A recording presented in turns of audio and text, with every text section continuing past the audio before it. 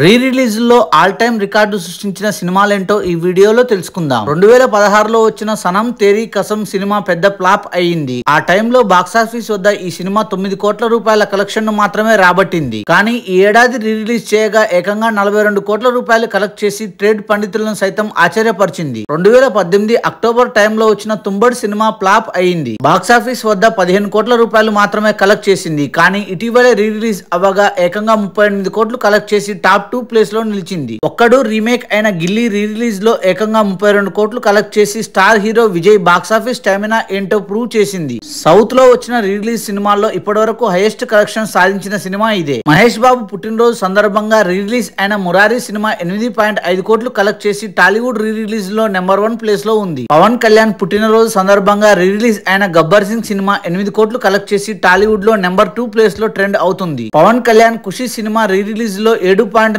కోట్లు కలెక్ట్ చేసి all time record create చేసింది. అల్లు అర్జున్ సుకుమార్ కాంబినేషన్ లో వచ్చిన stylish movie Arya 2 rerelease అవ్వగా 6.7 కోట్ల వరకు కలెక్ట్ చేసింది. మహేష్ బాబు వెంకటేష్ కాంబినేషన్ లో వచ్చిన మల్టీ స్టారర్ మూవీ సీతమ్మ వాకిట్లో సిరిమల చెట్టు రీ రిలీజ్ అవ్వగా 6.6 కోట్లు కలెక్ట్ చేసింది. మహేష్ బాబు పూరి జగన్నాథ్ కాంబినేషన్ లో రూపొందిన business man cinema re release లో 5.8 కోట్లు కలెక్ట్ చేసింది. దేవదూతన్ మలయాళ సినిమా రీ రిలీజ్ లో 5.3 కోట్లు కలెక్ట్ చేసి టాప్ 10 లో నిలిచింది. పదికం మలయాళ సినిమా కూడా రీ రిలీజ్ లో 4.9 కోట్లు కలెక్ట్ చేసింది. రామ్ చరణ్ నటించిన ఆరెంజ్ సినిమా రీ రిలీజ్ అవ్వగా 4.7 కోట్లు కలెక్ట్ చేసింది. మళ్ళీ రీ రిలీజ్ చేయగా 1.3 కోట్లు కలెక్ట్ చేసింది. ఎన్టీఆర్ రాజమౌళి కాంబినేషన్ లో ఆల్ టైమ్ హిట్ గా నిలిచిన సింహాద్రి సినిమా రీ రిలీజ్ లో 4.6 కోట్లు వసూలు చేసింది. ప్రభాస్ హీరోగా నటించిన సలార్ సినిమా రీ రిలీజ్ చేయగా 4.3 కోట్లు కలెక్ట్ చేసింది. Thanks for watching this video. For more interesting videos please do subscribe.